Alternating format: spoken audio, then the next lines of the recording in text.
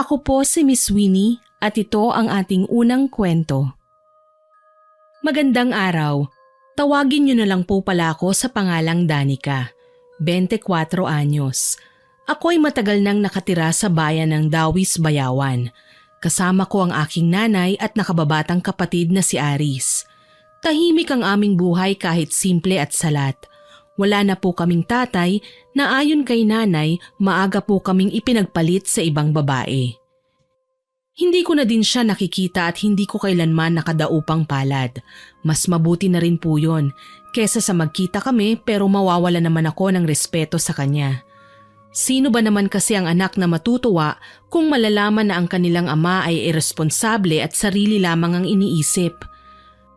Bali ang kwentong ibabahagi ko po ay nangyari noong 2015 tungkol sa dati kong kaklase sa high school na konektado din pala sa tatay ko. Itago na lang po natin siya sa pangalang Ami. Ang totoo po niyan, may pagka-lesbian itong si Ami, tsaka palaging lapit ng lapit sa akin. Hindi ko naman siya mapagsabihan na layuan ako kasi ayaw kong magmukhang kontrabida sa harapan ng marami. Minsan na akong nakapunta sa bahay ni Naami nang magsagawa kami ng school project. Hindi ko pa alam noon na ang stepfather niya ay ang mismong tatay ko. Masasabi kong maayos naman ang pamumuhay nila. Maalwan kumbaga. Sagana rin sila sa mga pananim kagaya ng tubo, gulay at mga mais. Ang kanilang mga lupain ay maraming puno ng nyog, dahilan para tagurian silang isa sa pinakamalaking supplier ng kopra sa aming bayan. Magtatatlong buwan pa lang kaming magkakilala noon nang magpakita sa akin ng interes si Ami. Madalas niya akong bigyan ng pagkain, kung ano-anong regalo at kahit nga pera sa panahong nagigipit ako binibigyan niya ako. Hindi ko akalaing tatapatin niya ako na may gusto siya sa akin. Siyempre po, binasted ko siya dahil babae kaming pareho at lalaki ang gusto ko. Kaso lang, mahirap ipaintindi kay Ami. Sa mga hindi nakakaalam, hindi lang gayuma ang pwedeng gawin ng isang tao para mahulog sa kahit sino ang taong gusto niya. Kagaya ko, aminado ko na isang malaking pagkakamali ko ang hinayaan kong ibigay ang tiwala sa isang taong hindi ko man lang kinilala ng husto. Araw ng Biyernes nang dalawin niya ako sa bahay. Buong akala ko, simpleng pasyal lang ang ginagawa niya. Kaya hindi ako nakasagot kaagad nang sabihin niya sa akin na gusto niya akong imbitahan sa kabilang bayan. May bago daw siyang namataang tindahan na may kakaibang mga bagay na paninda. Sige na, Nika. Saglit lang naman tayo eh. Hindi tayo magtatagal. Wika niya. Nahiya naman akong tanggihan siya kaya kaagad akong pumayag. Umalis kami at nagpunta sa kabilang bayan, sa tindahan na sinasabi sa akin ni Ami. Sabi niya, matutuwa daw ako sa mga makikita ko doon. Iniisip ko kung anong klaseng tindahan bang ipapakita niya sa akin. Mahilig kasi ako sa iba't ibang kulay ng pens tapos mababangong stationery. Nagulat ako pagdating namin doon. Hindi ko naman inaasahan na isang tindahang nagtitinda ng gamit para sa pangungulam pala ang tinitinda doon. Malayo sa inaasahan ko. Yari lang sa kawayan ng kabuuan ng pundasyon nito. Samantalang sementado naman ang sahig at may floor mat na disenyong wood tiles. Nasindak ako sa dami ng itim na kandila, mga manika at karayom, mga libreto, maski nga bungo ng tao tinitinda doon. Napalunok ako at nakita si Ami na kinakausap yung tindera. Tingin ko ay kakilala niya ito. Kababakasan naman kasi ng tuwa ang mukha ni Ami habang may tinuturo sa mga paninda ng babae. Maya-maya pa, lumapit siya sa akin sabay sabing gayumahin na lang daw niya ako nang sa gayon tuluyan na akong mapa sa kanya. Umiling ako at tumawa. Kahit kinabahan ako ay pinagpalagay ko na lang na joke lang ang sinabi niya. Nang mga sandaling yun, hindi ko po talaga alam kung ano ang iisipin ko sa kanya. Lantaran na niyang pinagmamalaki ang pagkagusto niya sa akin na hindi naman dapat. Ayaw ko talaga sa kanya. Kaya nakapagdesisyon na ako na layuan siya ng araw din yon. Hinintay ko na lang na maging abala siya sa pamimili at nagkunwari akong pa-text-text lang sa labas. Napansin ako ng tinderang kausap niya Pero ngumisi lamang ito at hindi na ako pinansin. Nang makitang hindi na siya nakatingin sa akin, agaran akong pumara ng masasakyan at walang paalam na iniwan siya. Basta, ang isiping nais niya akong maging kasintahan ay sobra nang nakakakilabot para sa akin. Mabuti na lang, hanggang sa makarating ako sa bahay ay walang sino man ang nakasunod sa akin. Kaagad akong nagkulong sa aking kwarto kahit na panay ang tanong sa akin ni nanay kung ano ba ang nangyari. Mabuti na lang, pagsapit ng kinaumagahan ay isinama ako ni nanay sa bahay ng tiyahin ko. Bakasyon naman daw kaya hahayaan niya muna akong manatili doon ng kahit 2 linggo. Ikinasiya ko yon dahil maiiwasan ko si Ami ng mga ilang araw. Kapag nagkita kaming muli, kaya ko nang lakasan ang loob ko at kumprontahin siya sa mga pinaggagawa niya. Nakakasuklam at nakakabwisit siya sa totoo lang. Okay naman sa bayan ni Natia, tahimik at maaliwalas ang paligid. Pansin ko pa, mahilig ang bawat tao sa halaman at bulaklak. Dito ko po nakilala si Kevin, kasing edad ko lang siya. Gwapo, matalino at maginoo. Sa katunayan, siya ang una kong naging close sa bayan ni Natia. Ang bahay ni na Kevin ay ilang metro lang ang layo sa tahanan ng aking pinagbabakasyonan. Bali, magkumari ang nanay niya at tiyahin ko. Madalas din si Aling Nida kina Tia dahil nagpapalitan pala sila ng timplada sa kada recipe na niluluto nila. Hindi ko ho akalain may maganda palang pamangkin si Aling Dina. Komento nito na ikinapula ng aking pisngi. Minsan lang akong mapuri ng isang tao kaya medyo nahihiya ako kahit nagugustuhan ko naman ang mga sinasabi niya sa akin. Hindi naman. Masyado kayatang bolero eh. Biro ko at dito na nga nagsimula ang pagkakalapit ng aming mga loob. Madalas kaming magkasama ni Kevin hanggang sa hindi na nga naming napigilang dalawa ang nararamdaman para sa isa't isa. Tuluyan nang nagtapat ang binata sa akin na sinagot ko naman kaagad. Masaya naman si Natia at ang mga magulang namin dahil sa kinahinatnan ng aming pagkakaibigan. Okay na din ito kesa naman sa malunod ako sa kababuyan ni Ami na kahit kababaing tao ay ipinagpipilitan pa ang sarili sa akin. Hindi ko talaga siya kayang pakisamahan. Natapos din ang aking bakasyon at kinailangan na naming umuwi sa bahay. Bilang magkasintahan, nagpaalam si Kevin kay nanay na ihahatid kami sa bahay para malaman kung saan ako nakatira. Tuwang-tuwa ako ng mga sandaling yon at kinikilig na din dahil talagang hinahanapan ni Kevin ng paraan para lumago pa ang aming koneksyon. Sabi niya kapag wala siyang gagawin sa kanilang bahay ay papasyalan niya ako na ikinapayag ko naman kaagad. Bago naging kami, ikinuwento ko na sa kanya ang tungkol kay Ami. Hindi na siya nagulat nang madatnan nito sa aming bakuran na kabaliktaran ng aking naging reaksyon. Ayaw na ayaw ko na pumupunta pa siya sa aming bahay.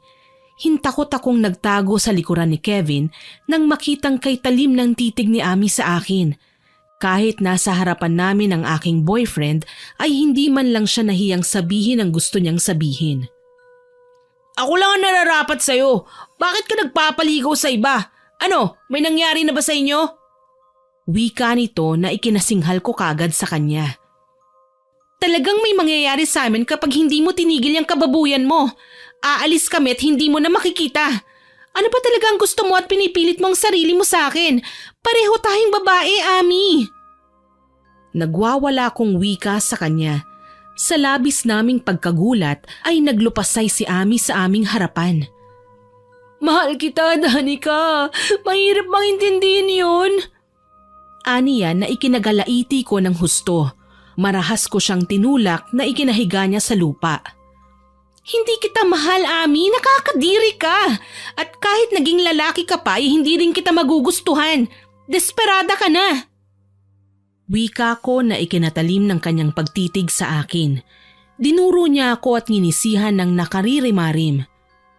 Magsisisi ka sa ginawa mo sa akin. Hindi kita mapapatawad. Angil niya at kaagad nang umalis. Mula noon nawala na ako ng balita kay Ami. Hindi na din siya pumapasok sa eskwelahan. Imbis na dapat ko itong ipag-alala ay natuwa pa nga ako. Mas mabuti na ito. Wala na akong kailangang problemahin pa o iwasan. Kaso lang isang araw, nagulantang kami sa ginawang pagsugod sa amin ng tatay ni Ami. Imbis na makapagrason ako, hindi na lamang ako nakapagsalita. Si nanay na kaagad ang humarap sa kanya at sinabi na bakit daw kailangan niyang sakta ng sarili niyang anak. Dito nabunyag ang tunay kong pagkatao, kung sino ang aking ama at kung ano ang nangyari sa relasyon nila. Hindi ako makapaniwala sa aking mga nalaman. Ang taong naisa na akong kastiguhin ay ang sarili kong ama. Kaso lang nang malaman niya ang totoo, niyakap niya ako at dinala sa bisig niya.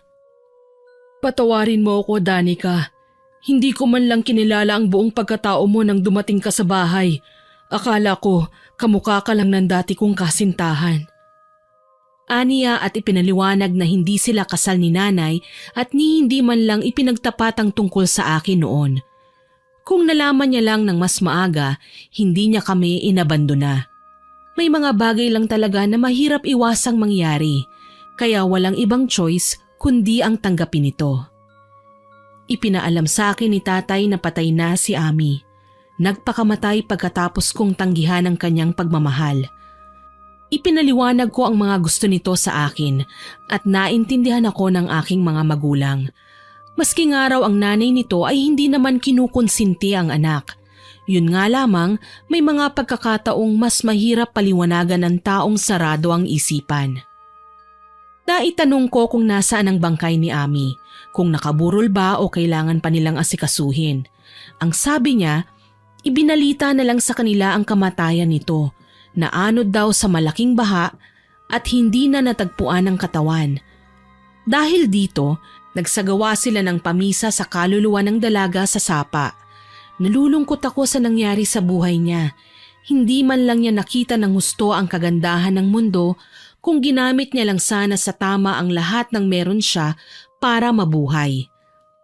Ikinuwento ko kay Kevin ang nangyari pero sabi niya mainam na din daw ang ganon. Kesa namang guluhin pa akong lalo.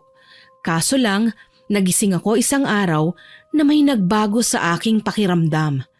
Ang alam ko lang, nagising na lang ako isang araw na nanghihina, nangangalum mata, humpak ang pisngi at namumutla at walang kabuhay-buhay. Nanuyo ang aking balat at medyo nangangati na para akong nagapangan ng higad. Namaga ang aking buong katawan at namumula. Hanggang sa ang pagsusugat ay mas lumalim pa.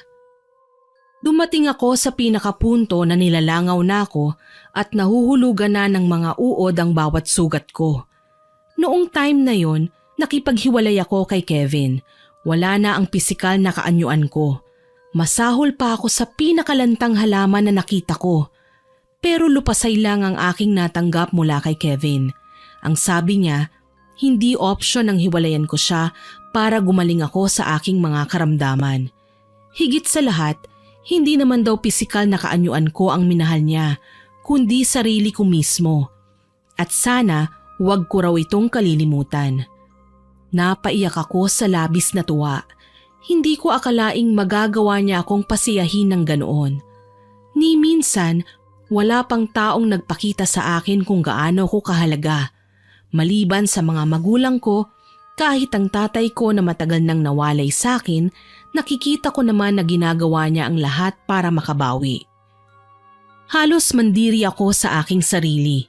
Hindi ko kayang isipin na isa na akong sakiting babae.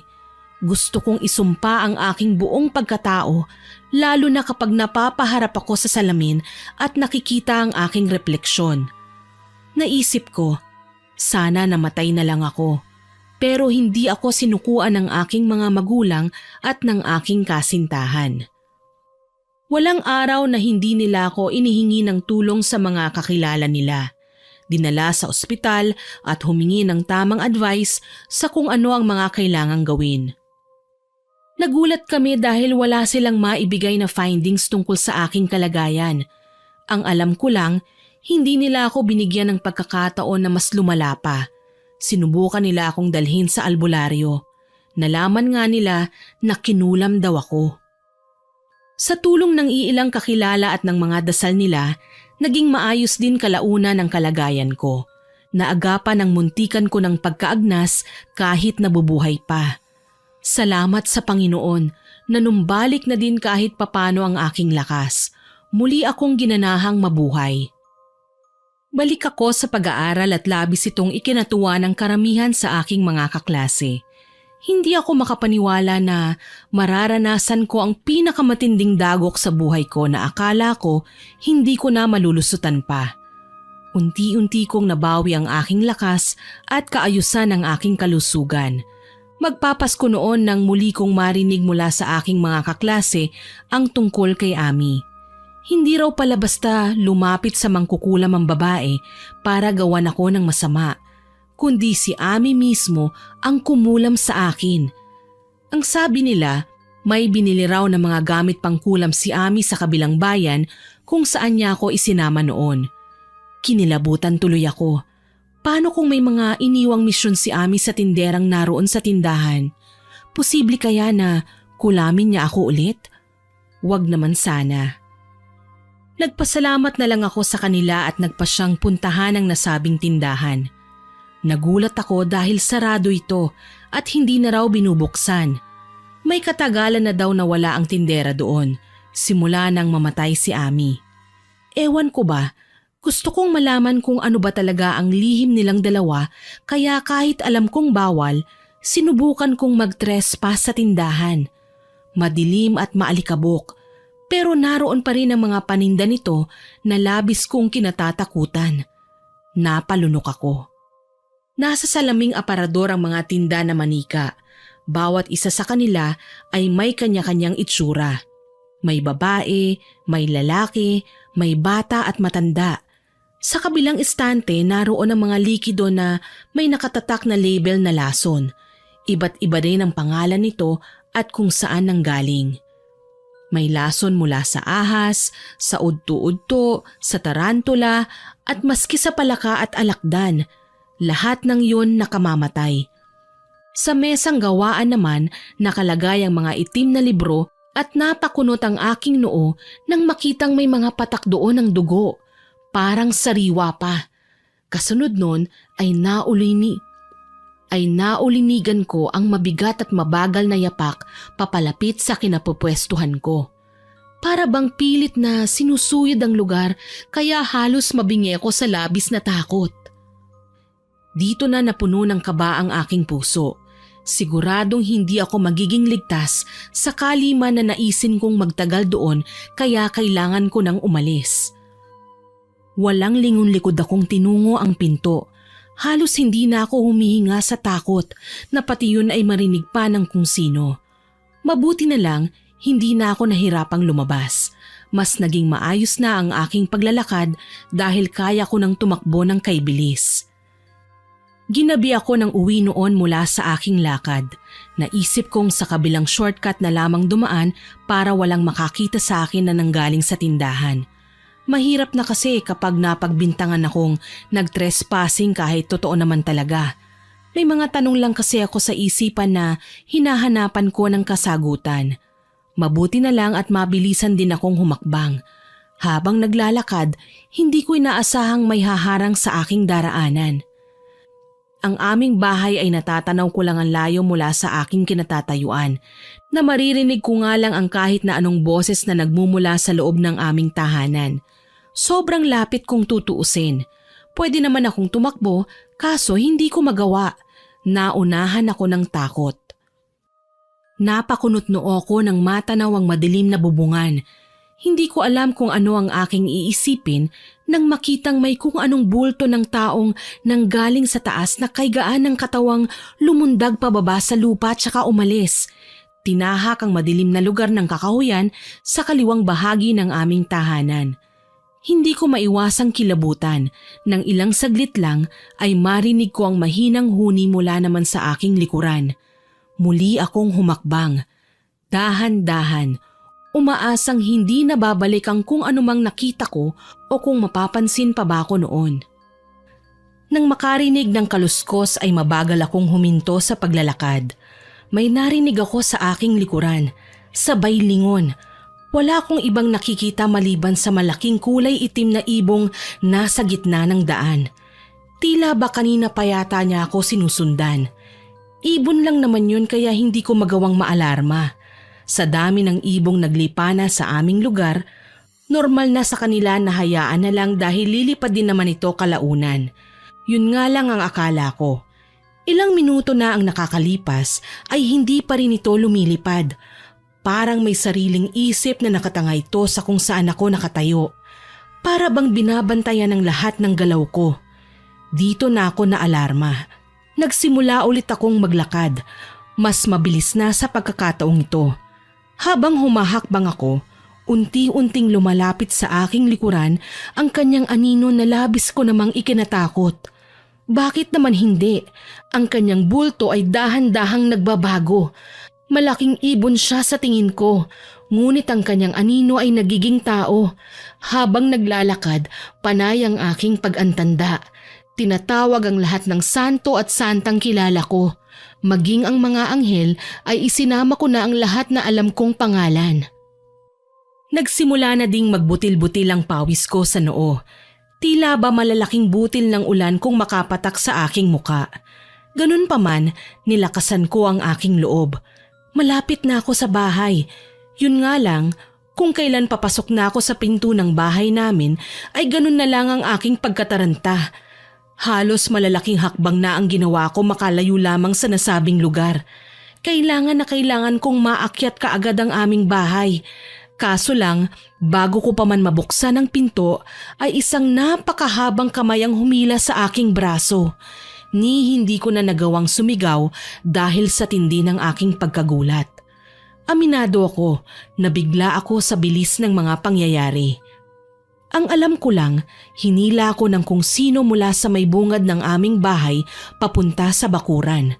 Sunod-sunod na halakhak ang narinig ko kasabay ang mabagal na pagsasalita ng kung sino.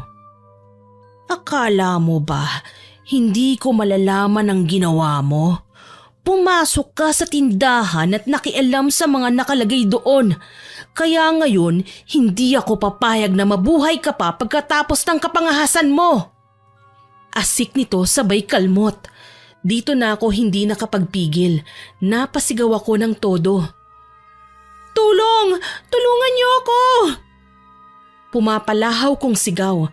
Alam kong may makakarinig na sa pakiusap ko, pero halos mahimatay ako sa sindak nang mapagtantong kay lalaking mga mata ang nasulyapan ko sabay iwas ng tingin. Kahit sumigaw ka ng sumigaw, walang makakarinig sa'yo! Hinawakan niya ako ng maigi kaya sinubukan kong magpumiglas. Bitiwan mo ako! Hindi ako sasama sa'yo! Walang yaka! Sa dami ng bibiktimahin mo ay ako pa talaga? Nanggigigil kong wika na kahit walang nakakarinig sa akin kagaya ng sinasabi ng aswang ay sinubukan ko pa din manlaban. Tinulak ko ang nilalang sabay sipa. Napaatras siya. Hindi yata napaghandaan ang gagawin ko. Tsaka ako sinamantala ang pagkakataong makatakbo. Sinubukan niya akong mahabol sabay pinalawit ang mahaba niyang dila sa katawan ko. Sinubukan ko ulit na manlaban pero inangilan niya lang ako kasabay ang pagkalmot ng matalas niyang kuko sa aking balat. Napasigaw ako pero hindi na ako makapagsalita. Inunahan ako ng takot. Pakiramdam ko, binusala ng bibig ko at hindi ko man lang magawang ikalma ang sarili ko. Naghuhuramentado sa kaba ang aking dibdib pero wala akong magawa.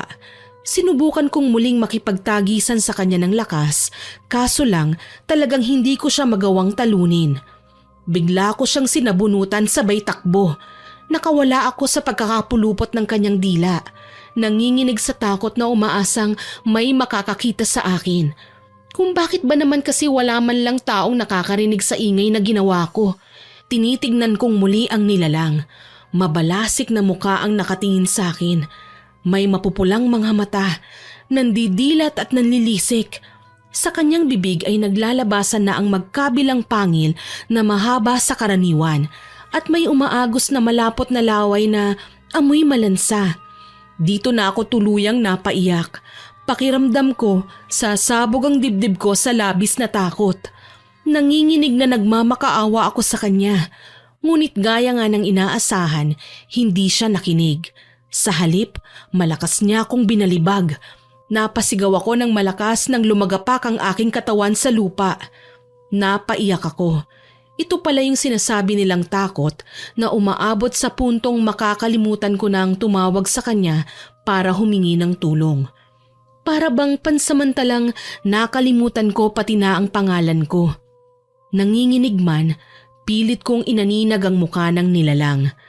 Kahit itim ang kanyang balat at masangsang ang kanyang amoy, nakikita ko ng malinaw ang kanyang itsura. Siya ang tindera sa tindahang yun na nagtitinda ng mga gamit pangkulam. Bakit kailangan niya akong saktan ng ganito? Ano ba ang kailangan niya sa akin? Dala ng bugso ng damdamin, galit akong nakipagtulakan sa kanya. Kaso lang, dehado ko sa pagkakataong yun, lalo na at hawak na naman niya ako. Ano bang ginawa ko sa'yo? Wala naman akong natatandaan na kinuhang paninda niya, kaya wala siyang karapatang saktan ako. Nagulat ako nang pinagalaw niya ang kanyang buhok. Igagapos na lang niya sa aking buong katawan ang kanyang buhok nang makipagtagisan ako ng lakas sa aswang. Nagpagulong-gulong kami sa lupa habang pinagkakalmot niya ako. Hindi rin naman ako nagpatalo. Nagpasya akong tataga ng loob at dinampot ang batong nasa tabi ng kinaroroonan ko. Walang pagdadalawang isip na dinampot ko ito at agarang pinukpok sa ulo ng kalapit lang na aswang. Nagtataka ako kung bakit nagawa niyang magtinda ng gamit sa pangungulam, gayon ang kanyang katauhan naman ay isang aswang. Sa itsura niya palang, naghuhumiyaw na ang kasamaan na nagbabadya ng panganib. Tila ba utusan ni Satanas sa impyerno. Lumapit siya sa akin at muli na naman akong binalibag, kaya napagulong ako sa lilim ng katawan ng patay na puno. Umangil ang aswang, ipinapakitang mas mabagsik siya kesa sa akin. Nang lumabas ang mahahaba niyang kuko at matutulis na pangil, ay pumulot na ako ng malaking sanga at sinugod ang aswang. Tila habang tumatagal, nasasanay na ako sa presensya niya at nawawala na ang takot ko sa kanya. Napaangil ang aswang nang sinugod ko siya.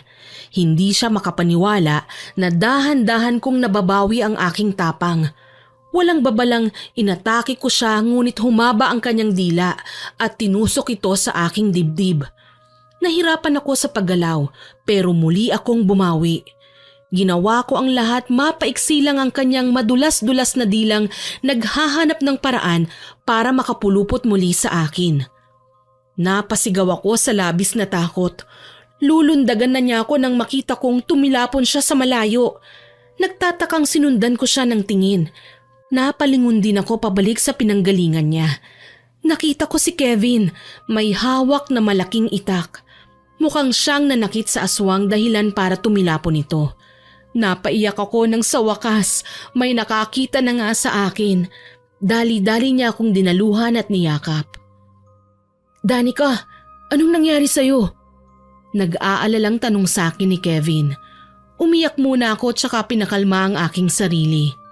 Nang mahimasmasan na ako, alam ko nang magagawa kong labanan ulit ang aswang. Kaso lang, nagulat ako nang makitang wala na ito sa kinabagsakan niya. Kev, nawawala ang aswang! Nakatakas siya! Sigaw ko kaya napalingon-lingon din siya sa paligid. Baka sa kanyang muka ang pagtataka kaya naman gayon na lang ang takot na kanyang nadarama. Nagmamadali niya akong inalalayan papasok sa bahay. Hayaan na natin ang aswang. Alam ko naman na makakahanap pa din tayo ng paraan para mabalikan siya. Nakilala mo ba ang mukha niya? Tanong ni Kevin sa akin. Oo, nakilala ko. Siya ang tindera sa kabilang bayan, yung tindahan ng mga gamit sa pangungulam. Wika ko na ikinatango niya. Maging si nanay ay nabaghan nang malaman niyang kanina pa ako humihingi ng tulong sa kanila. Buti na lang talaga, nagawa ni Kevin na marinig ako dahil kanina pa pala niya ako hinihintay. Sabi pa nga niya, wala daw siyang nakita kanina eh. Mga pahampas-hampas lang daw ng hangin. Kabisado niya ang ganon, kaya kumuha siya ng asin sa kusina at sinabuyan kami kaya niya ako nakita. Pati na ang aswang na nakikipagsagupa sa akin. Buti na lang talaga at nakita ka nitong kasintahan mo. Kung nagkataon baka napahamak ka na. Hindi ko mapapatawad ang sarili ko kapag may nangyari sa'yo, anak. Maiiyak na wika ni nanay, kaya sinabi ko sa kanya na ayos lang naman at kaya kong panatilihing ligtas ang aking sarili. Nabigla lang talaga ako kanina kaya hindi ko napaghandaan ang mga nangyari. Kung ganon, kailangan nating malaman ang dahilan kung bakit kanya gustong saktan. Wika sa akin ni nanay. Inalala ko ang lahat ng mga nangyari sa akin. Ang tungkol sa pagtatapat ni Ami ng pag-ibig, ang pagkakasakit ko na nalaman kong kinulam pala ko, ang tindahan ng mga gamit sa pangungulam, ang pagpupumilit ng aswang na tangayin ako ay tila ba may koneksyon sa lahat. Ang pinakamatinding dahilan, ang kamatayan ni Ami. Alam ko yun. Kinabukasan, inalam namin kung ano ang pagkatao ng babaeng iyon na nais akong patayin.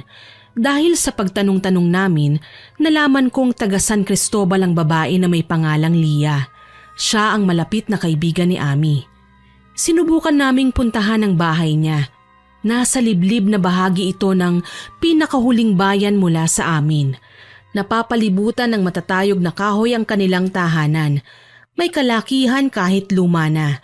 2 palapag na walang kuryente pero marami akong nakikitang gasera. Pagdating namin doon, napakaraming tao. Bulong ng kakilala namin na nagsilbing guide namin papunta sa bahay nila, piyesta daw ng araw na yon sa kanilang tahanan. Sila lamang ang bukod tanging nakakapag-celebrate ng piyesta sa lugar na yon sa ganoong araw. Napakunot-noo ako at hinanap si Lia. Sabi sa akin ng mga batang naglalaro sa likod bahay nila, nasa kwarto daw ang babae at nagpapahinga. Kahit papaano naman, tinanggap kami ng maayos ng kanyang pamilya. Tila ba wala silang alam sa kung ano ang pinaggagawa ng anak nila. Inabala ni nanay sa pagkausap ang mga magulang ng babae habang ako naman ay naglilibot-libot sa kapaligiran. Sapilitan akong umakyat sa 2 palapag kung saan naroon ang kwarto niya. Tahimik sa itaas at walang tao, pero alam kong may tinatago doon si Lia. Gusto kong malaman kung ano ang dahilan at sinaktan niya ako na inabangan niya ako sa labas ng bahay namin. Kung ano ang koneksyon niya kay Ami at kailangan niyang makisawsaw sa hidwaan namin ng babae kahit patay na ito. Ilang sandali pa, natuntun ko ang kwarto ni Lia. Nakaawang ang pinto kaya naisip kong pumasok. Ano man ang maabutan ko, kailangan kong tatagan ang aking loob.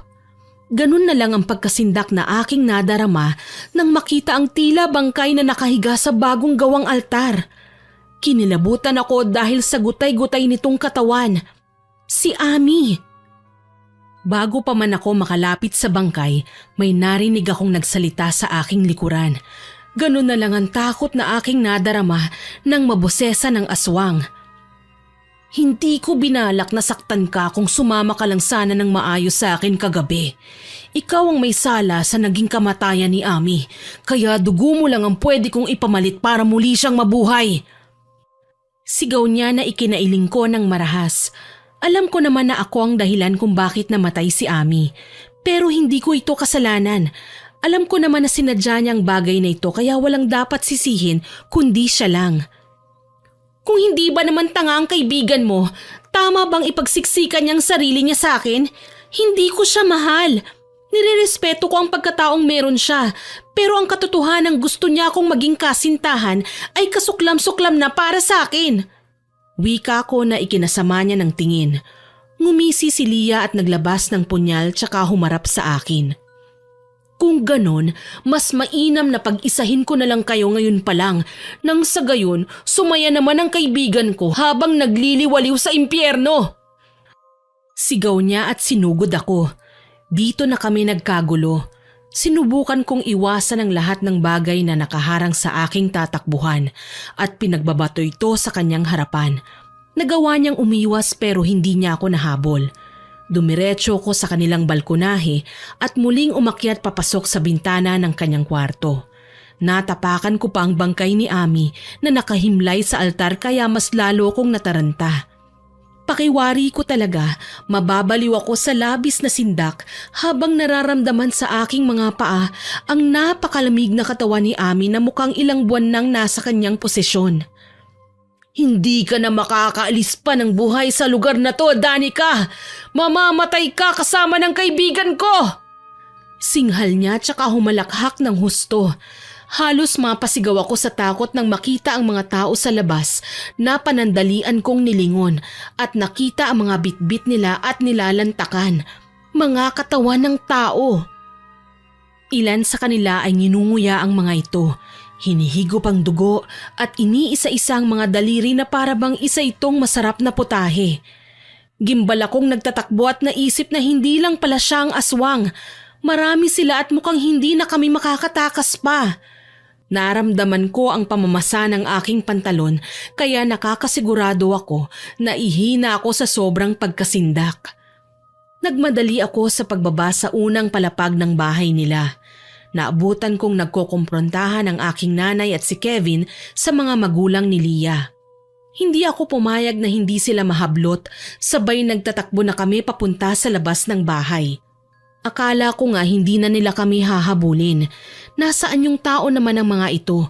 Pero hindi ko talaga kayang intindihin kung bakit sumama ang pakiramdam ko nang makita kong nilalantakan nila ang mga parte ng katawan ng taong hindi ko alam kung kanino. Sa labis kong pandidiri, napasok ako. Biglang sinamantala ni Kevin ang pagkaaliw sa mukha ng mga tao at hinablot niya kaming dalawa ni nanay. Ang tour guide naman namin naglabas ng buntot pagi at iwinasiwa sa mga aswang. Gigil na gigil ang mga ito at sinubukan kaming kalmutin. Nagtatakbo kami at binalya ang lahat ng aswang na magtatangkang habulin kami. Pagkalabas namin ng bakuran, nakita naman namin na humabol si Leah at ang kanyang mga magulang. Kay bibilis ng mga kilos nito at tumutulo pa ang laway na tila ba takam na takam sa amin. Kahit anong mangyari, wag muna tayong hihinto! Sigaw ng guide na ikinatango ko. Mabuti na lang hindi kami napagod kaagad ni nanay. Nakarating kami sa kakahuyan sa may labasan. Akala ko nga magiging mahirap sa amin ang makalayo, pero nakita ko sina tatay kasama ang iilang barangay tanod na may dalang itak at mga pangontra. May asin at karet, kasama na ang bagakay na kawayan at tansong punyal. Tumakbo na kayo! Kami nang bahala rito! Sigaw ni tatay at sumugod sila kasama ang iilang kalalakihan na may dalang sulo. Nagulat na lang ako nang magsigawan ng mga tao kina Leah. Mukhang nanlaban sila at may sinaktan kaya napilitan ng mga kasamahan ni tatay na gamitan sila ng pangontra at dahas. Hindi nagtagal, natigil na din naman ang kaguluhan. Duguan si tatay na bumalik sa amin pero hindi naman siya sugatan. Tilamsik daw yon ng dugo ng mga sinaktan nilang aswang habang pasan nila ang bangkay ni Ami. Napatay sa engkwentro ang mga kasamahan ni Leah, maging ito at ang mga kasamahan nito. Ayon kina tatay, matagal na daw nilang hinahanap ang grupo ni Leah na nambibiktima ng iilan pang barangay sa aming bayan. Mabuti na lang nasupil nila ang nasabing grupo para matigil na ang kanilang kasamaan. Maging si Ami din daw ay naging biktima ng mga nasabing nilalang. Ginamit nila ang kahinaan nito para ialay ang sarili sa kapakanan na mapasa kanya daw ako na hindi naman nangyari. Nagpasalamat ako sa kabutihang loob ni tatay. Kahit papaano, pinatunayan niya na totoo ang pagmamahal niya sa amin. Nagkaayos naman din sila ni nanay at nagkalinawan sa lahat ng gusot na dati pang naging problema nila. Sa dami nga ng mga pinagdaanan namin, naging malinaw sa akin na minsan nakakasira ng buhay ang labis-labis na kasakiman. Yun naman talaga ang tawag sa kunwari ay pag-ibig na inaalok sa akin ni Ami. Isang obsesyong nakakabaliw at hindi dapat na kinukonsinti. Sa ngayon, masaya na kaming nagsasama ni Kevin. Ikakasal po kami sa susunod na buwan. So far, wala na kaming kababalaghan na nararanasan at masaya na kaming namumuhay ng aking pamilya. Hanggang dito na lamang po ang aking kwento. Maraming salamat sa pakikinig. More power po sa inyong channel at God bless. Heto naman po ang ating ikalawang kwento. Magandang araw. Ako si Riley, 22 anyos. Ang kwentong ibabahagi ko po sa inyo ay nangyari nito lang taong 2022 sa bayan namin sa Canlaon. Buong buhay ko, hindi ko kailanman naranasan na makihalubilo sa mga elementong tawagin na lang natin na mga engkanto. Kaso lang, iba ang naging kapalaran ko. Lahat ng mga nilalang kagaya ng nabanggit ay minsan nang naging normal sa akin. Bale nakapagtapos po ako ng pag-aaral sa kursong commerce. Sa isang presteryosong paaralan na pinapasukan ko ng estudyante pa ako, nakilala ang mga kaibigan ko na sina Emmy, Kyla, RG at Ken. Naging malapit pa kami sa tunay na magkakamag-anak. Sa katunayan niyan, halos kada linggo sila nasa amin para mamasyal, makipag-bonding at magyayang mamasyal. Pinakahuling nagawa namin ay ang mag-discover ng mga wonders sa aming lugar. Bali mahilig po kaming tumuklas ng mga kakaibang lugar na hindi pa namin talaga naipapaalam sa ibang tao. Itong lugar na ito ay isang kuweba na sakop lang ng lupang pagmamayari ni Papa. Nagkayayaan kami na pasukin ito para malaman kung ano ba ang nasa loob nito, since para siyang maihahalin tulad sa mga kuwebang napapanood ko sa telebisyon. Ang goal lang namin ay makalikha ng video na pinapalabas namin through social media at syempre, bonus na lang kung sumikat kami. Higit sa lahat, umaasam kami na may makikitang ginto dahil marami na kaming naririnig na balita sa aming mga kapitbahay na kadalasan daw ang lugar na tulad ng kuweba o mga huhukayin pang lokasyon ay nakikitaan daw talaga ng mga mahahalagang bagay. Nang araw na yon, planado na namin ang oras ng pag-alis, maging kung ilan kami ay napagkasunduan na din. Maraming sasama, kaya aabot kami ng 15. Ang kailangan na lang, magpaalam kay Mama at Papa. Kaya naman, sinamantala ko nang masaya silang nag-uusap sa garden noong mga oras na yon para siguradong hindi sila tatanggi. Ma, Pa, pwede ko po ba kayong makausap? Tanong ko nang makalapit. Ngumiti si Mama sa akin at naunang sumagot. Bakit anak? Anong sasabihin mo? Tanong niya sa akin. Nahihiyang kinamot ko ang aking ilong tsaka sinimulan sabihin ang aking sadya. Nagkasundo po kami ng aking mga kaibigan na pasukin yung kuweba sa may lupain natin. Safe naman po yun, hindi po ba? Wika ko na ikinatawa naman ni Papa. Abay, bakit naman? Wala namang exciting sa lugar na yun Sagot naman ni Papa. Totoo naman yun. Minsan na kasi nilang pinasok ng tiyuhin ko ang lugar na yon pero wala naman silang makita kundi puro bato. Kaso lang, iba pa din yung kami na mismo ang makakatuklas. Pumayag naman sina Mama dahil nalaman nila na marami kami. Ewan ko ba, siguro mas naisip nila na hindi na delikado dahil malapit lang din naman ang bahay namin sa kuweba. Pagsapit ng tanghali, lumarga na nga kami ng aking mga kaibigan kasama ang mga kakilala at malalapit sa kanila na kamag-anak. Dumiretso kami sa kuweba sa may lupain namin ni Papa. Kumpleto kami sa mga baon noon. May biskwit, delata, may tent at tubig. May mga punyal din kami kung sakali man may makita kaming nilalang o hayop na balak naming atakihin. Ang mga cellphone ay full bat pa at lahat kami ay may hawak ng flashlight. Bandang 1:00 na ng hapon nang magsimula kaming pumasok sa loob. Sa pagkakaalam ko, hindi ito may kalakihang kuweba. Kung tutuusin nga nasa 1 oras lang ay malilibot na namin ang kabuuan nito. Kagaya nga ng sinabi ni Papa ay puro bato ito. Wala na pa talaga tayong matutuklasang iba rito, Ray? Tanong sa akin ni Kyla. Lumabi lang ako at umiling. Wala talaga. Para lang naman itong taguan kung sakali. Walang lalabasan at walang ibang matatagpuan likuan. Basta lakad lang kami ng lakad. Mamaya naman, babalik din kami sa aming dinaraanan at lalabas na parang walang nangyari. Ang mga kasama namin ay may kanya-kanyang kuha na ng litrato gamit ang kanilang mga cellphones. Medyo maingay din talaga kami lalo na at panay ang kwentuhan ng iba. Ni hindi ko man lang sila nabalaan na kahit sanay ako sa lugar na yon ay bawal pa din ang magtawanan ng malakas lalo na at alam kong kahit papano may ibang nananahan sa kuweba maliban sa amin. Malayo-layo na kami nang mapansin kong parang hindi naman kami nakakarating sa dulo. Akala ko ba 1 oras lang ay malilibot na namin ang nasabing lugar. Nagtaka ako nang mapansing kulang na din ang aking mga kasama. May nawawalang 2. Tinanong ko tuloy si Emmy na nasa aking likuran. Nasaan pala ang iba? Baka nahuli lang, malay natin umihi o nagbawas. Sabi nga namin sumunod na lang kasi baka malanghap namin yung amoy. Alam mo na, kulob dito sa loob. Nakangiwi pang wika nito. Ilang sandali pa, nagtaka ko ng ibang klaseng daanan na ang natatanaw ko sa unahan. Parang papalabas na kami sa kuweba. Sigurado naman akong wala ng lagusan sa kabilang daan. Kung saan kami pumasok, dun din kami lalabas.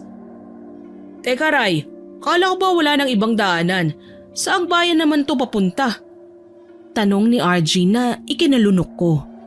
Literal na wala talaga akong ideya sa kung ano ba talaga ang nangyayari. Kaya sinubukan kong magpatiuna at nakita ang malaking tindahan sa may labasan. Mukhang may tindahan doon. Subukan nating magtanong. Wika ko sa kanila kaya nagsisunuran naman ang iba. Binilisan namin ang paghakbang hanggang sa marating na namin ang malaking tindahan. Maganda ang pundasyon ng tahanang ito. Halatang matibay at ginastusan. Maraming halamang may mamahaling bulaklak. Yung mga nakikita ko sa social media na binibenta ng milyones. May nakita akong tindera na nilapitan ko kaagad. Isa itong Ali. Sa tansya ko ay nasa 30 years old. Nakapusod ang buhok at magara ang suot na duster. Medyo may pagka-Espanyola. Maputi ang balat at maamo ang mukha. May ipit siya sa buhok na kulay ginto. May suot din siyang mamahaling relo na agaw pansin talaga sa amin. Sinulyapan ko kung anong oras na, pero nagulat ako nang makitang nakahinto sa 2:00 ang kanyang orasan. Sinubukan ko tuloy tignan kung anong oras na sa aking sariling relo. Kaso lang, mas lalong dumoble ang kunot sa aking noo nang makitang nakahinto din ito sa 2:00. Magandang araw po sa inyo. Bati ko na ikinatango kaagad ng ginang. Umiti naman ito sa akin bagamat nagtaka din nang makita kong panay ang tingin sa orasan. May problema ba, iho? Tingin ko mga dayo kayo.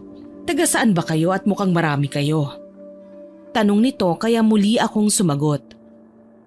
Yun nga po ang pinagtataka ko kung bakit po nakarating kami dito gayong sa kabilang lagusan ng kuweba lang naman kami nang galing. Hindi po namin alam na may ganitong lugar pala dito. Magalang kong wika sa kanya. Natawa ang babae, parang hindi pa naniwala sa aking sinabi. Nako iho, matagal na panahon na akong nakatira dito. Ni minsan hindi ako umaalis. Kaya alam kong hindi ito lugar na kusa na lang lumitaw para sa inyong pagdating. Sa halip kayo ay nakarating dito. Kaya malamang may ginambala kayo. Paliwanag ng babae sa amin na nagpakilala bilang Esther Agoncillo. Aniya, bago kami magpatuloy sa pagpasok sa bayan nila, kailangan daw naming bumili ng kahit ano sa tindahan niya para kamo magsilbing lucky charm ko sa paglalakad. Pumayag ako at naglabas ng pera na mabuti na lang talaga may dala kami. Kaso lang, sa muli kong paglingon, wala na naman ang iba naming kasama. From 15 down to 11 na lang kami. Tinanong ko ulit yung iba. Ang sabi, nahuli lang daw ng dating. Basta mamaya, susunod na lang daw ang mga ito. Ken, wag mo nang alalahanin yung iba pare. Nagpaalam naman sila sa akin Susunod na daw sila. Wika sa akin ni Ken kaya napatango na lamang ako. Basta iba na ang naging pakiramdam ko nang makarating kami sa lugar na yon. Bumili na lang kami ng soft drinks sa tinapay na kinain namin sa pwesto ng babae. Pagkatapos naming mabusog, nagsalita siya. May baryo pa sa unahan nitong kalsada at piyesta ngayon doon. Nagkakasiyahan ng mga naninirahan at kung mapapadaan kayo, pwede naman na paunlakan ninyo ang imbitasyon nila. Huwag nga lang kayong kakain ng kahit na anong itim. Saad niya sa akin. Nang mga sandaling yon, napagtanto ko na iba nga ang lugar na napuntahan namin. Para bang nagawi kami sa bayan na hindi nararapat sa amin. Tumango na lamang ako bilang pagsang-ayon sa sinabi ng ginang. Para naman kasing binibigyan niya ako ng babala. Nasa amin na lamang yun kung ang gagawin namin ay maniwala at sundin ang sinabi nito. Maraming salamat po sa paalala, Aling Esther. Malaking bagay po ito sa amin. Wika ko na ikinatango naman niya. Naku, wala yun iho.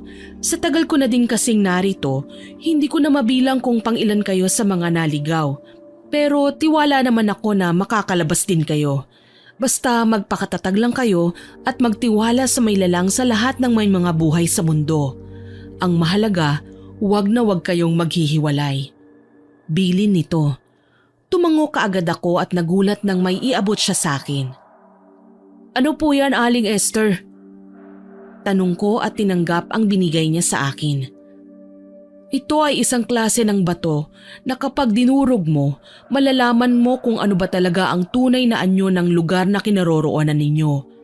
Kapag sa tingin mo ay nakakalimot ka na, hawakan mo na lang ito ng maigi at huwag bibitawan. Ituturo ng batong yan sa iyo ang tamang labasan sa lugar na ito.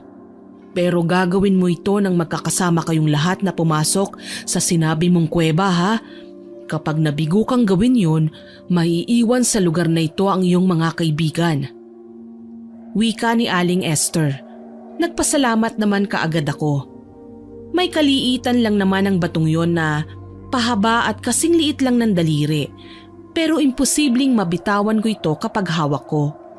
Ang sabi pa niya, hindi ang soft drinks o ang tinapay ang binili namin, kundi ang batong binigay niya sa akin.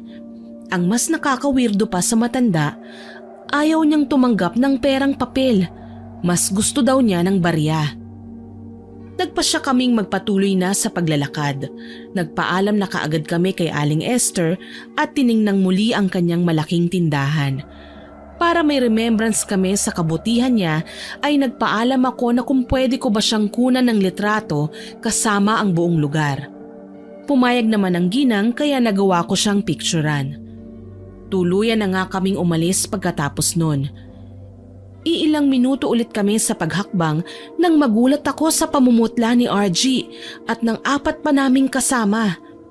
Para silang may nakitang hindi namin nakikita.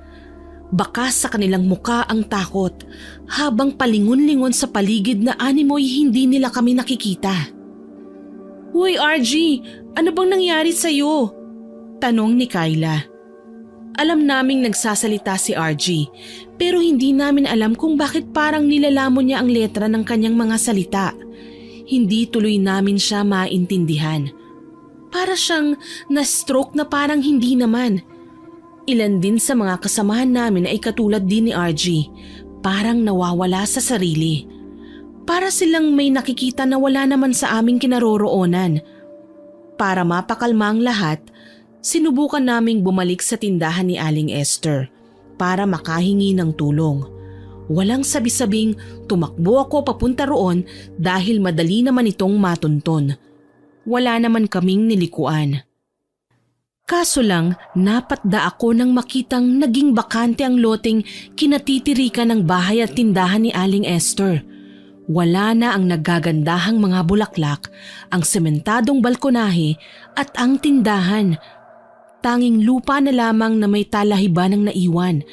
Mas lalong sumakit ang aking ulo sa labis na pagkalito. Naalala kong binigay niyang bato at dudurugin na sana. Kaso lang, wala sa tabi ko ang aking mga kaibigan. Kung totoo man ang sinabi sa akin ni Aling Esther na ituturo nito ang tamang daanan, makakauwi din kaagad kami. Tutal nabibilang ko naman kung mga ilang oras na kaming nagliliwaliw sa banyagang lugar na ito. Nasa 4 na oras na. Hindi na masama kung hihintayin namin ang iba, kaya bumalik ako sa kinaroroonan ng aking mga kaibigan. Sinalubong ako ni Ken. Medyo okay na si RJ pre, kaso lang nagtataka pa din ako eh. May nahuli akong kataga na binanggit niya. Ano daw ang meron sa liwanag? Tapos gutom na daw sila. Sana daw makalabas na sila ng kuwebang yun. Wika niya kaya kinilabutan ako. Para bang nakikita ni RJ ang tunay na itsura ng kuweba. Hindi itong nakikita namin ngayon. Para bang kami lang ni Nina, Ken, Kyla at Emmy ang nasa maliwanag at maaliwalas na lugar na yon. Ang iba din kasing kasamahan namin ay nagaya kina RG. Iba na din ang mga pinagsasabi at maski yata ang nakikita. Ang isa nga nakita naming ngumunguya pero wala namang ipinasok sa bibig. Ang nakakasindak lang, sapilitan namin siyang pinaluwa at nakita ang nadurog na isda mula sa tabang na tubig na kinakain niya. Diyos ko, bakit siya mainguyang ganyan? Hindik na tanong ni Emmy na napakamot sa braso ko. Nung mga sandaling yon, wala akong ibang naitanong sa aking sarili kung hindi patay na ba kami. Ibang-iba na kasi ang mga nakikita namin sa paligid eh. Parang hindi na tama. Dito na ako nagsimulang mag-alala. Mukhang hindi simpleng pagkaligaw ang nangyari sa amin. Tila ba may nagmamaniobra na ng pagkakaligaw namin. Ipinagdasal na lang namin na sana magsibalikan lang papalabas ang mga nawawala naming kasama nang sa gayon umusad na lang kami. Ito lang naman ang alam kong tamang gawin eh. Nagsihanda na kami sa paglalakad at inalalaya ng mga tulala naming kasama. Nakakapaglakad naman sila ng maayos. Yun nga lang, iba ang nakikita ng kanilang mga mata kesa sa nakikita namin. Ni hindi nila kami kinakausap. Silang 5 na parehong may nakikitang iba sa aming nasisilayan lang din ang magkakausap. Ray, parang may nagkakasiyahan doon oh. Baka pwede tayong humingi ng tulong? Suhestyon ni Emmy. May natatanaw nga kaming kabahayan sa di kalayuan. May mga tao at mukhang may handaan. Naaliw kaming lahat at saglit na nakalimutan ang aming problema.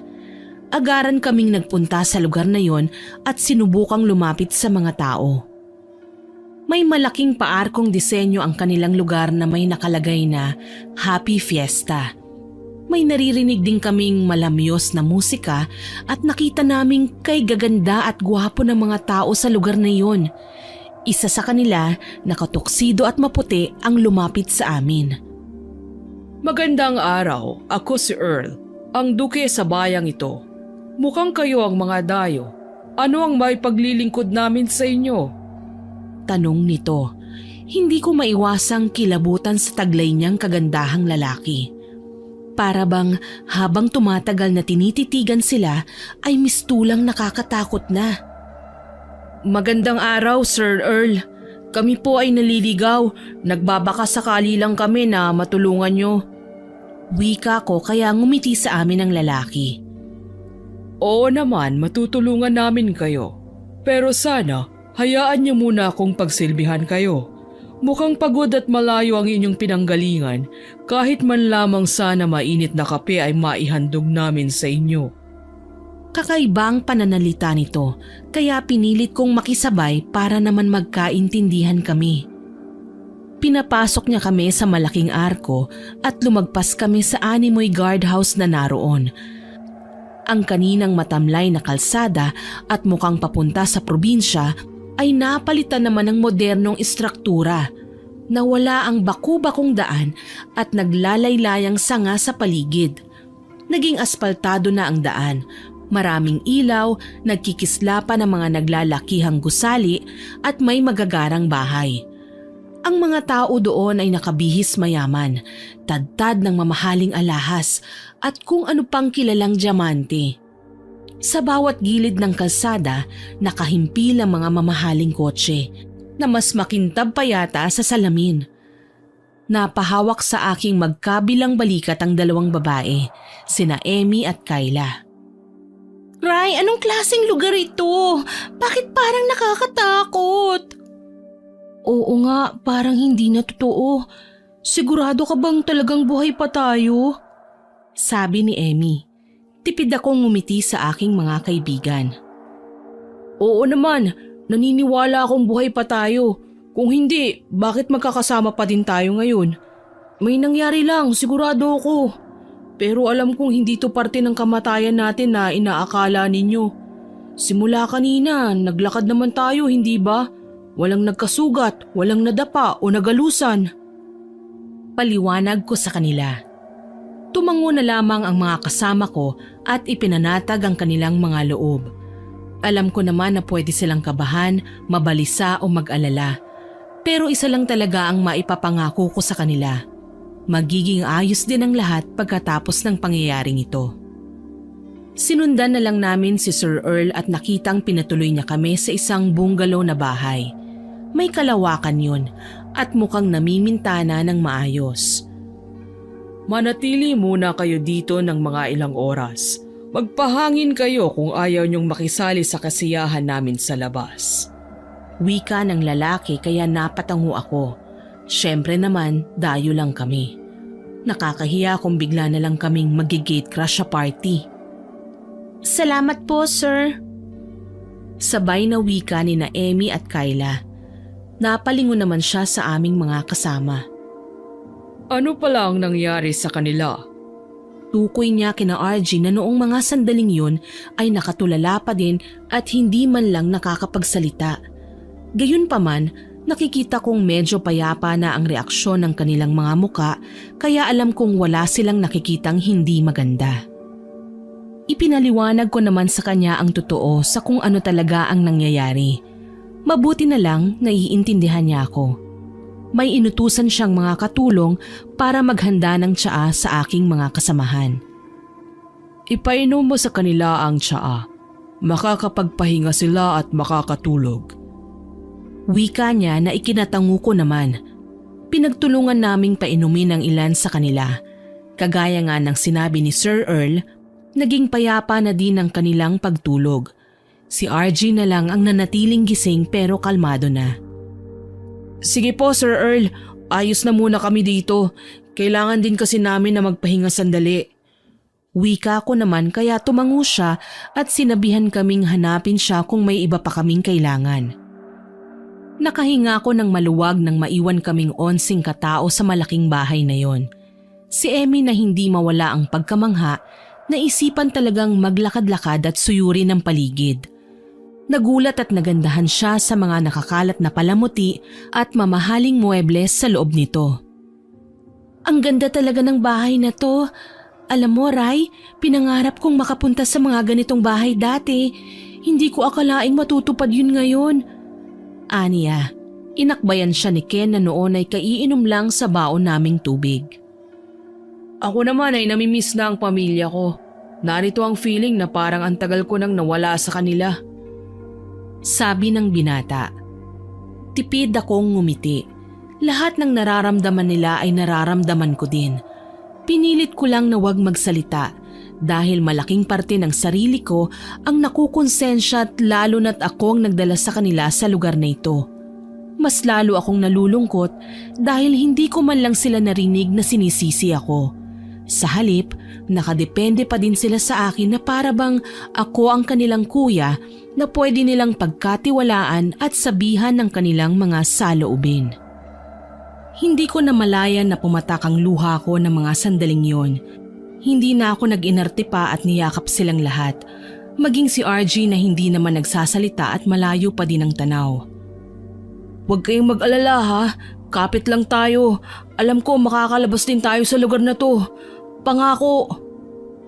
Tapat kong wika sa kanila at tinapik na ako ni Ken. Alam naman namin yun pare, kaya asahan mo hindi ka din namin iiwanan. Wika niya at nakontento na ako sa usapan naming yun. Nakita kong may mga komportableng mahihigan kaya nagpasya na din akong mahiga na muna at saglit na umidlip. Sa ilang oras naming paglalakad, ngayon lang ako nakaramdam ng matinding pagod na para bang ilang buwan na kaming hindi nakakapagpahinga. Ilang oras din akong nakatulog hanggang sa mapagpasyahan ko ng bumangon. Ako na lang mag-isa ang nasa loob kaya hinanap ko ang aking mga kaibigan. Natanaw ko silang nakikipagkasiyahan sa labas kaya labis akong nagtaka. Ganito ba talaga sa lugar ni na Sir Earl? parang walang katapusan ang piyesta?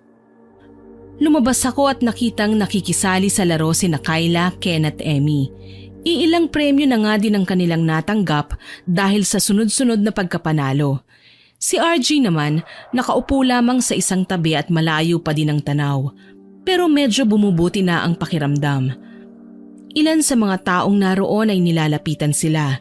Kinakausap kahit hindi ko naman naririnig ang mga sinasabi ng mga ito sa kanila. Alam kong iniimbita sila ng mga tao na makihalubilo sa mga ito. Karamihan nga sa kanila ay nagsasalo-salo, may nagsasagawa ng programs at kung ano-ano pa ang mga pinamimigay na premyo. Para bang perpektong-perpekto ang bayang ito sa paningin ko. Walang kahit na maliit na problema o kapalpakang makikita.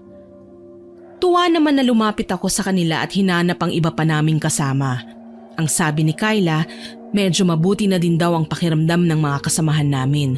Nagagawa na ngang makipag-usap at makisalo sa pagkain. Sa katunayan, nasa selebrasyon sila ngayon sa bahay ni Sir Earl. Sinubukan kong puntahan sila kaso lang sinundan ako ni Kyla. Riley, sandali! Aniya kaya napahinto ako sa paglalakad. Nilingon ko si Kyla tsaka siya tinanong kung ano ba ang problema. Sabi ni Kyla, wag daw akong mag-alala at may napagkasunduan na daw sila ni Emmy at Ken. Sa katunayan, bantay sarado nila si RG. May nangyari ba, Kyla? Kabadong tanong ko sa kanya. Lumunok sandali si Kyla tsaka nagsalita. Sabi niya, may hinuha na siya sa lahat ng mga nangyayari sa amin ngayon. Kailangan lang naming maging matatag sa lahat ng pwedeng mangyari. Naguguluhan na tumitig ako sa kanya at muli siyang tinanong. Nalaman kong nagising daw ang mga kasamahan namin kagaya ni RG na tulala at hindi makapagsalita. Sila ay tila wala sa kanilang mga sarili nang bumangon at lumabas papunta sa bahay ni Sir Earl. Pati nga si RG lalabas na sana pero kinutuban sina Ken kaya pinigilan na muna ang kanyang pag-alis. Malakas ang kutob ko na may kakaiba talaga sa mga tao rito, maski na kay Sir Earl. Wika niya sa akin. Bakit? Muli kong usisa. Sabi niya mga engkanto raw ang mga tao rito. Nakita niya kung gaano kaganda ang mga taong nasa loob mismo ng bahay ng taong tumulong sa kanila. Yung mga kalahi nito na hindi lumalabas at tila ba mga anak araw. Sigurado ka ba riyan sa sinasabi mo? Paniniguro ko. Para naman kasing normal na tao lang si Earl. Pero nang sabihin ko sa kanya na umalis na lang kami, napatda ako. Anya, yung mga kasamahan namin na binigyan nila ng inumin ay nasa tahanan pa ni Earl at nakakain na ng itim na kanin. Huli na para isalba sila. Mabuti na lang at nahawakan pa nila si RG. Napigilan nila ang pailalim na imbitasyon nito sa isa naming kaibigan. Naging malinaw na sa akin ang lahat. Ang pagpasok namin sa kuweba ay may hatid na babala. Ang pagbibigay sa akin ni Aling Esther ng eksplanasyon kung bakit kami nakarating sa lugar na ito. Literal na may nagmamaniobra nga. Kaya ng mga sandaling yun, binalak na naming umalis. Kinausap ko si Kyla na wag na lamang magpahalata na may nalalaman kami sa kanilang pinaggagawa. Nang muli kaming lapitan ni Earl, nagulat ako nang sabihin niyang nakipag-usap raw sa kanya ang aking mga kaibigan. Magpapaiwan daw ang ilan sa kanila sa lugar na pinuntahan namin. Sinubukan kong magreklamo pero hindi ko naman magawa. Naunahan ako ng pagsasalita ng mga kasamahan namin. Gusto daw nilang tumira kina Earl. Alam ko naman kung bakit nagsalita sila ng ganon.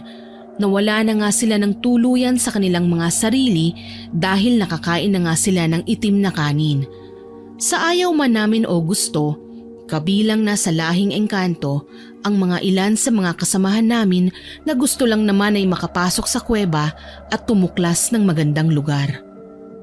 Kahit natatakot, tinatagan ko ang aking loob at mas lalo pang tinapangan ang aking sarili.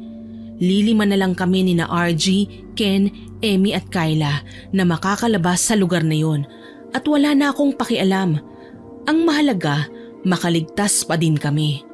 Pinrangka ko si Earl. Sinabi ko sa kanya na nagpapasalamat kami sa pagtanggap nila sa amin dito sa kanilang lugar. Pero may mga tahanan din naman kami na kailangan naming uwian. at malamang nag-aalala na sa amin ang aming mga magulang. Tumango si Earl at hindi naman kami pinigilan. Inakay naman si RG na sinubukan pang alukin ni Earl na sila na daw ang maghahatid pero hindi ako pumayag. Mas mainam kung isasama namin siya ngayon at wala nang makikialam pa. Habang papalayo, papahina ng papahina ang kasiyahan mula sa iniwan naming lugar na tila ba walang katapusan. Muli na naman naming natatanaw ang lubak-lubak na kalsada, walang kabuhay-buhay na halamanan at tahimik na daanan. Ni hindi na namin alam kung umaga na ba o gabi.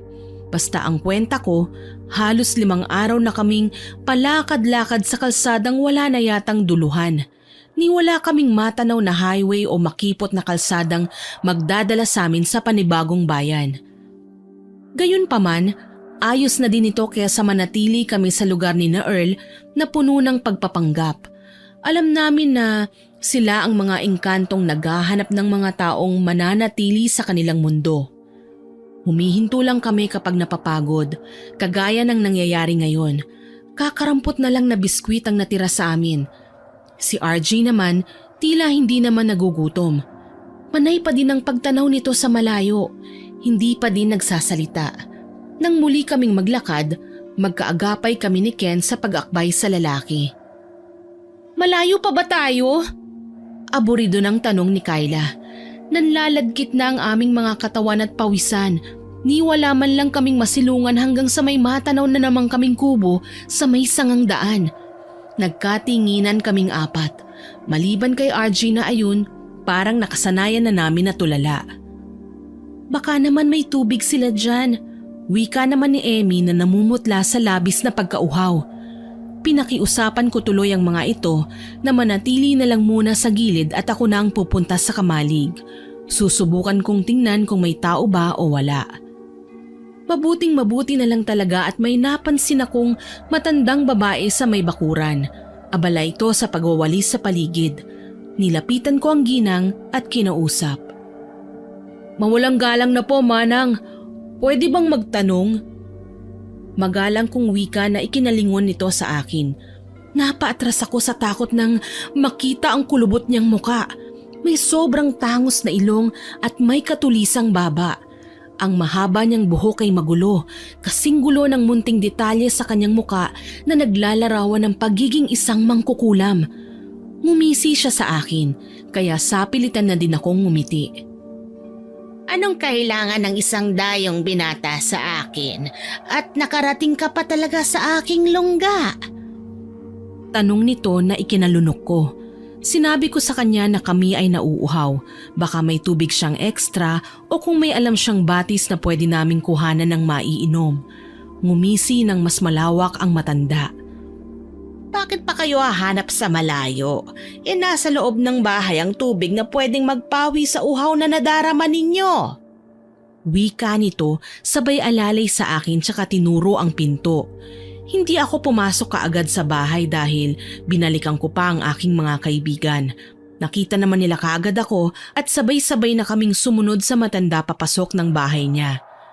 Nagpakilala siya sa amin bilang si Aling Celia. Matagal na raw siyang nananahan sa lugar na yun.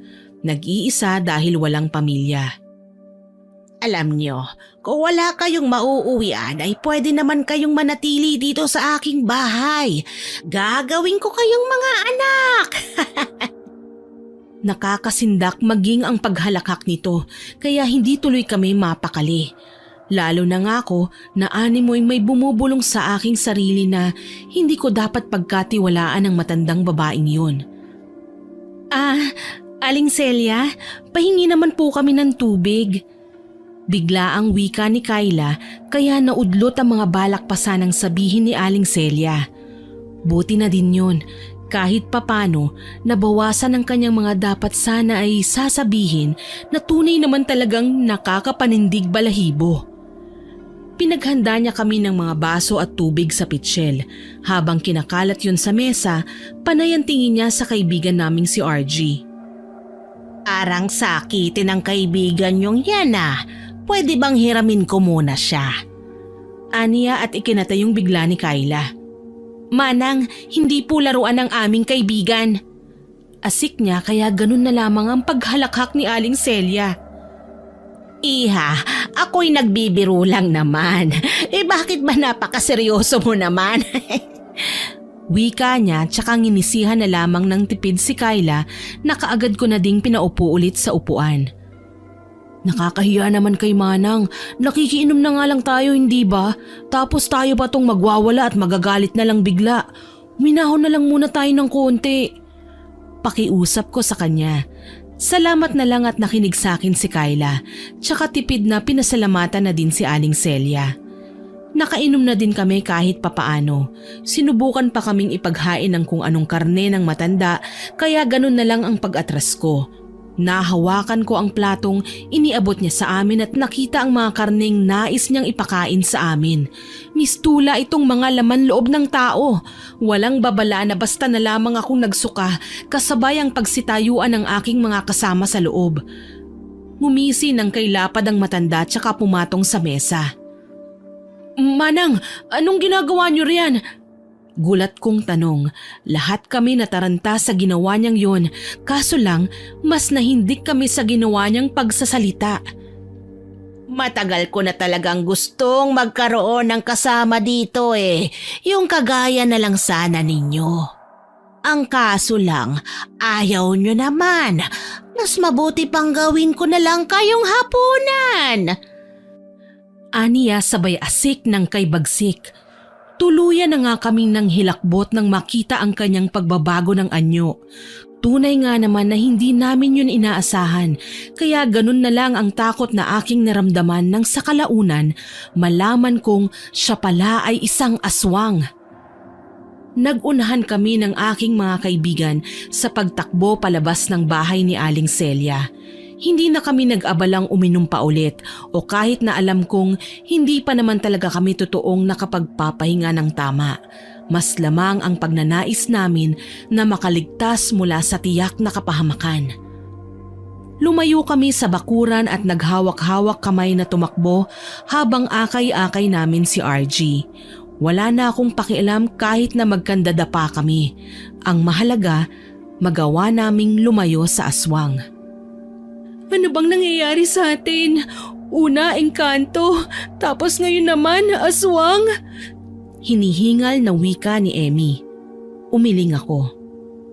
Wag naman sana, hindi ko magagawang lumaban ng sabayan sa kanila. Alam mo naman na mga normal na tao lang tayo, kumpara sa kanila na mga nilalang na mula talaga sa dilim. Sigaw ko at sinadyang paglapitin ng aking mga kaibigan. Talagang hinahabol kami ng aswang. Hindi ko nga alam paano ipagtatanggol ang sarili ko sa kanya.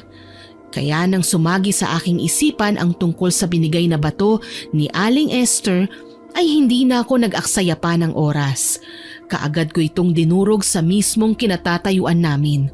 Ang mga ingay na nilikha namin, dahan-dahan na naging kulob. Sa bawat pagsigaw namin, nag-e-eko ang aming mga boses hanggang sa bigla kaming nakaalala. Paglingon-lingon namin sa paligid, nasa kuweba na ulit kami.